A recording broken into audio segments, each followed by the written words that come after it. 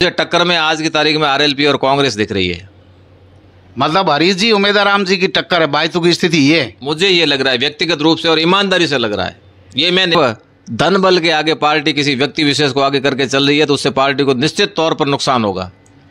ये चुनाव नहीं जीत सके, निश्चित तौर पर भारतीय जनता पार्टी की वजह से आ रही है। और हमेशा भी यही होता है, आज से नहीं, 8 में ले लो चाहे 18 में ले लो, जब भी भारतीय जनता पार्टी आ रही है, चाहे राष्ट्रीय लेवल से हो, चाहे राज्य स्तर पे हो, चाहे लोकल स्तर पे हो, भारतीय जनता पार्टी को भारतीय जनता पार्टी ने ही हराया।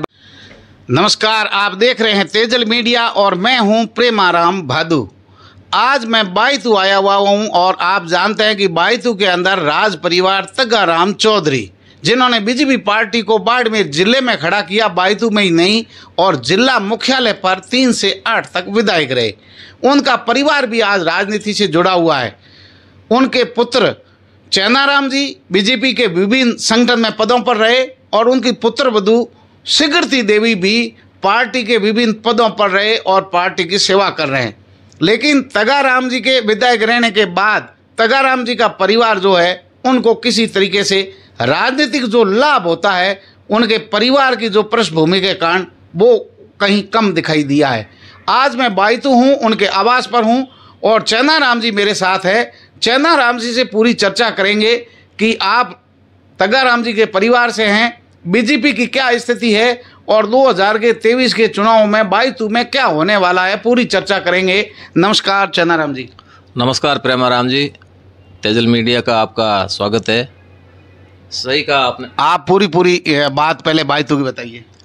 हाँ, बायतू विधानसभा में फिलहाल चुनाव आए हुए हैं और अभी जो वर्तमान में स्थिति है भारतीय जनता पार्टी की, वो मैं व्यक्तिगत तौर पर सही बात बताऊंगा कि मुझे कुछ ज़्यादा अच्छी अभी नहीं लग रही है।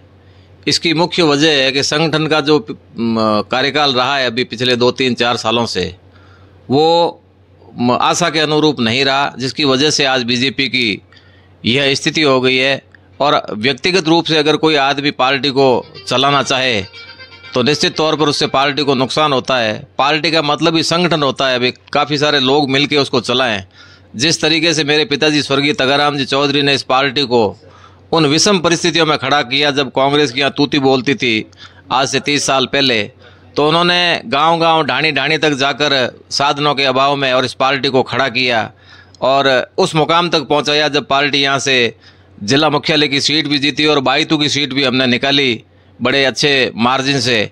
लेकिन उस सब चीज़ों को देखते हुए आज जो वर्तमान में स्थिति है वो मुझे अच्छी नहीं लग रही है और ये सार्वजनिक बात है कि वास्तव में आज की तारीख में भारतीय जनता पार्टी की स्थिति इन विधानसभा चुनाव में ठीक नहीं है।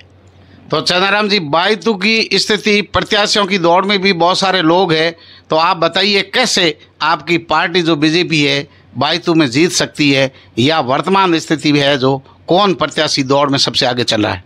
सब प्रत्याशी तो बायतू में भी 3-4 ट्राई कर रहे हैं, लेकिन अब ये तो पार्टी को सोचना है कि कौन पार्टी के लिए जिताऊ साबित हो सकता है, अच्छा साबित हो सकता है, किसके पास व्यक्तिगत वोट ज़्यादा है, किसका यहाँ प्रभाव है, किन्होंने इस क्षेत्र में अच्छा काम किया है और आगे भी जो सब लोगों को साथ लेके चल सके, इस तरीके का कार्य करने वाले कार्यकर्ता को अगर पार्टी टिकट देती है और जैसा कि वर्तमान में चल भी रहा है कि भाई भारतीय जनता पार्टी को कमल के नाम पे या मोदी जी के नाम पे वोट जनता देगी, तो निश्चित तौर पर एक अच्छा उम्मीदवार अगर पार्टी देख के खड़ा करती है तो पार्टी को सफल होने में कोई नहीं रोक सकता। दर्शक जानना चाहते हैं कि तग्गाराम जी के परिवार को राजनीतिक लाभ या पद नहीं मिला, क्या कारण है?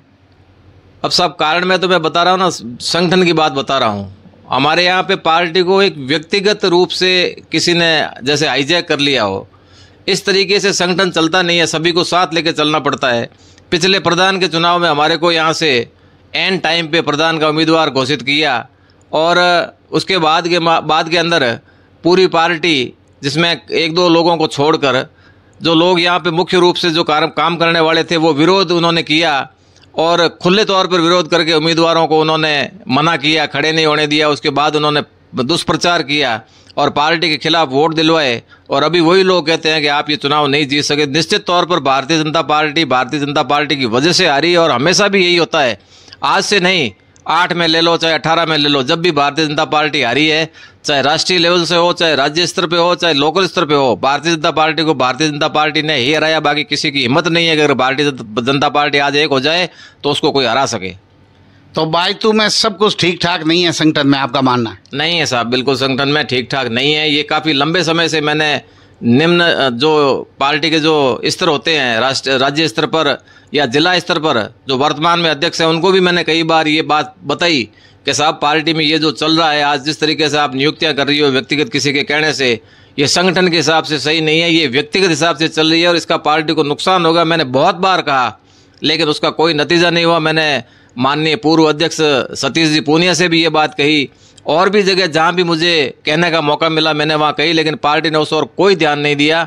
सिर्फ आपके कैलाश जी चौधरी यहाँ से विधायक रहे, अब सांसद है बाड़मेर जैसलमेर के और केंद्र में राज्य मंत्री है।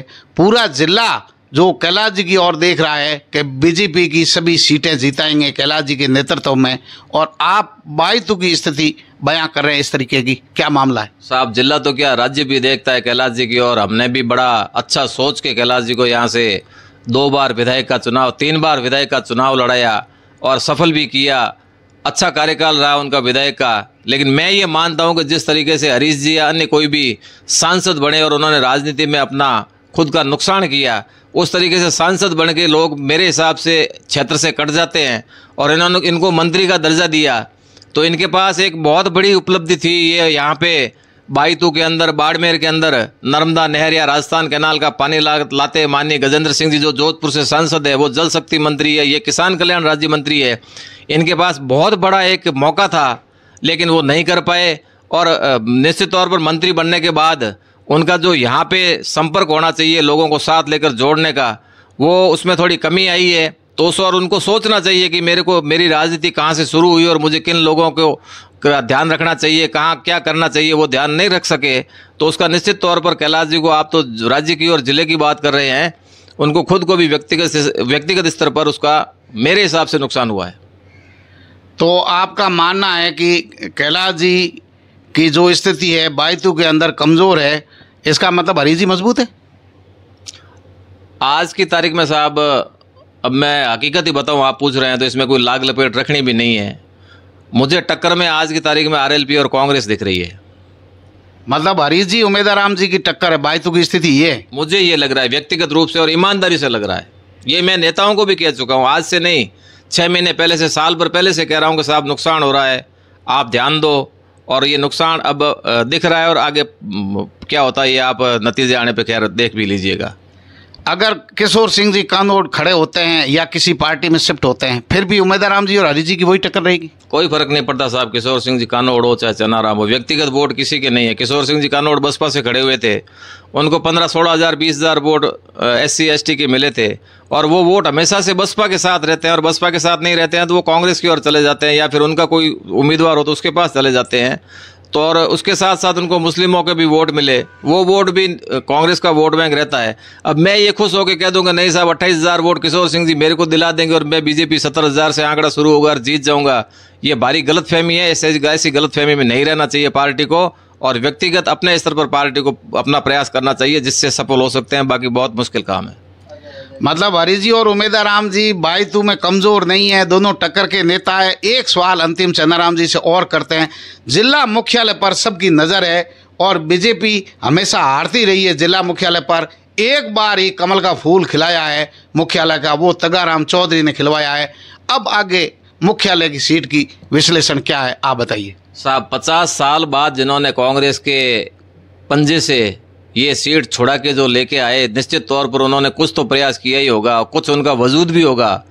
और उनका टिकट काट के लोग बार बार कहते हैं नहीं इनकी टिकट नहीं, दूसरे की टिकट कटी, बड़े नेता का नाम बोलते हैं। तगाराम जी की टिकट काटी, नहीं काटी होती तो उस समय भी ये सीट नहीं जाती और आज तक ये सीट भाजपा के पास रहती। उनको बाड़मेर की सीट को कोई हराने वाला नहीं था। पार्टी ने उस वजह भी, मैं कह रहा हूँ ना, पार्टी को हराती है। राज्य स्तर पर, राष्ट्रीय स्तर पर बड़े लोगों को काटने के लिए यहाँ पे जो कद्दावर नेता थे उनकी टिकट काटी और दूसरे लोगों को टिकट दी है, जिसकी वजह से ये पार्टी हारी। पुनः अगर पार्टी इस परिवार पे भरोसा करती है, इन्होंने काम किया है, ईमानदारी से काम किया है, लोग आज भी पसंद करते हैं, तो बाड़मेर हो चाहे बायतू हो, अगर माननीय स्वर्गीय तगाराम जी चौधरी के परिवार से किसी को मौका देती है तो जनता भरपूर उसका साथ देगी और भारतीय जनता पार्टी की झोली में सीटें आएंगी, इसमें कोई दो राय नहीं है।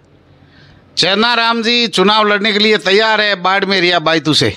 बिल्कुल तैयार हूँ साहब, हमने तो चुनाव लड़ते ही आए हैं। आज तक तगाराम जी ने 54 चुनाव लड़े, मैंने मेरे व्यक्तिगत स्तर पर मेरी धर्मपत्नी को 5 चुनाव लड़वाए, 4 बार वो पंचायत समिति सदस्य रही, प्रधान का चुनाव लड़ाया। आज भी वर्तमान में मेरी माता जी सरपंच है, जो मेरे स्वर्गीय पिताजी के स्वर्गवास के पश्चात सरपंच बने हैं, उनमें उसमें मेरा पूरा सहयोग रहा। और मैं खुद भी पिछला चुनाव लड़ा, लेकिन मैं बता रहा हूँ कि पार्टी के कारण मेरे को चुनाव उसमें लॉस करना पड़ा, नहीं तो मैं भी नहीं हारता। और चुनाव हम लड़ते आए हैं, स्वाभाविक रूप से जो लड़ता है वही लड़ना जानता है। जिन्होंने वार्ड पंच का भी चुनाव नहीं लड़ा और बात सीधी एमएलए एमपी की करते हो, ये बड़ा मुश्किल काम है।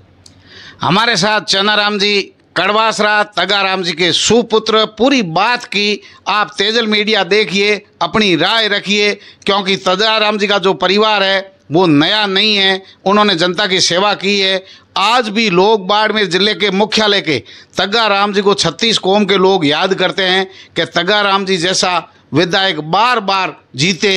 उनके परिवार को भी अगर मौका मिलता है तो जैसा चन्नाराम जी का कहना है चुनाव लड़ने के लिए तैयार है। अब देखने की बात ये होगी कि पार्टी किन पर भरोसा करती है। लेकिन एक जो रोचक बात जो सामने आई है वो है उमेदाराम जी और हरीश जी की टक्कर है। बायतू में बीजेपी तीसरे चौथे नंबर पर चल रही है। देखते रहिए तेजल मीडिया। नमस्कार।